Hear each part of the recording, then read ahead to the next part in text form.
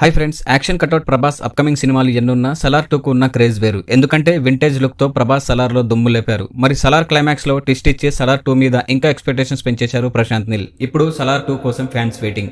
రాధేశ్యామ్ ఆదిపురుష్ సినిమాల్లో ప్రభాస్ ని చూసి చాలా అప్సెట్ అయ్యారు fans. Not only fans, normal audience కూడా. అసలు ప్రభాస్ కు తగ్గ స్టోరీ ఒక్కటి పడట్లేదు అని చాలా ఫీల్ అయ్యారు. ఆ కటౌట్ ని సరిగ్గా యూజ్ చేసుకోవట్లేదని చాలా బాధపడ్డారు.